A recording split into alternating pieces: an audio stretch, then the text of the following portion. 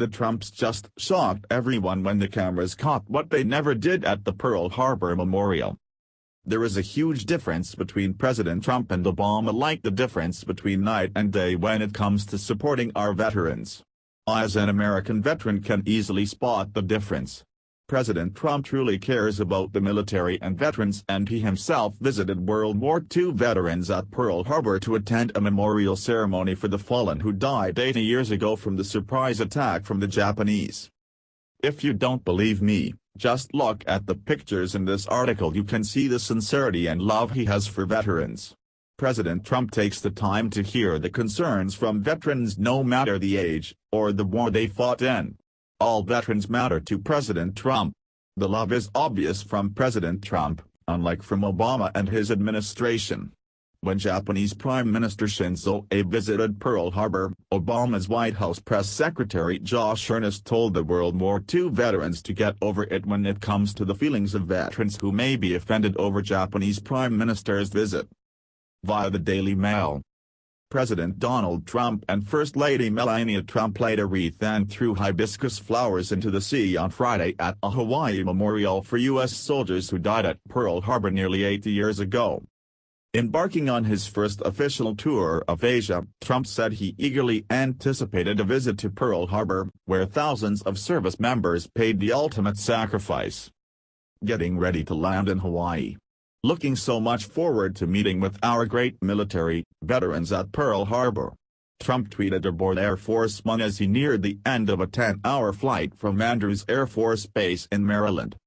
Trump toured the USS Arizona Memorial at Pearl Harbor, which marks the resting place of more than 1,000 sailors and Marines who were killed on the battleship during the Japanese surprise attack on December 7, 1941. Accessible only by boat, the memorial straddles the battleship's sunken hull.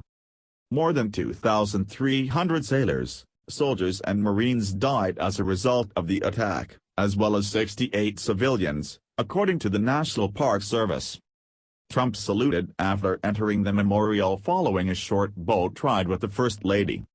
They approached a wreath of white flowers, a gift from the couple, and watched as two sailors placed it near a wall of names of those who died after a surprise attack by Japan that plunged the U.S. into World War II. The Trumps then tossed white flower petals into the water above the battleship's sunken hull. Trump did not speak publicly at the memorial. He said during an earlier meeting with military officials that he eagerly anticipated a visit. Trump landed in Hawaii on Friday as he set out on the longest trip to Asia by an American president in more than a quarter century, looking for help to pressure North Korea to stand down from a nuclear crisis.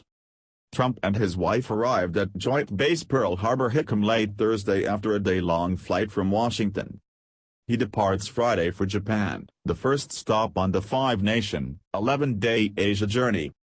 The First Lady left Washington in a winter jacket and electrifying cobalt blue but changed mid-flight into a sleek white sundress that bared her arms. Upon landing, the Trumps were both handed traditional leis, the wreath of flowers worn around the necks that are presented upon arriving or leaving Hawaii as a symbol of affection.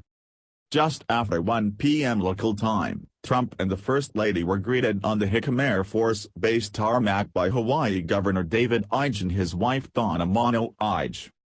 Via the Federalist Papers. The Obama administration has done and said many things that have surely set millions of Americans' blood boiling, and this is high on the list as one of the worst.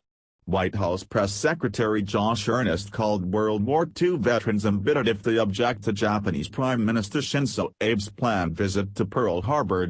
With, at this point, no comment about remorse for the attack. The Daily Caller News Foundation reported.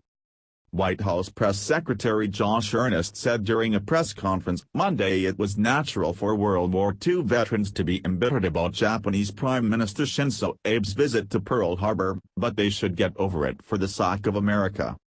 It was announced Monday that Abe will be the first Japanese leader to visit Pearl Harbor since it was hit by a surprise attack that killed 2,403 Americans and brought the U.S. into World War II. The visit reciprocates President Barack Obama's visit to Hiroshima earlier this year for the anniversary of the atomic bomb attack on the city. Abe said in a short statement he would pray for those who died in the war, but gave no indication he would express regret for Japan's surprise attack.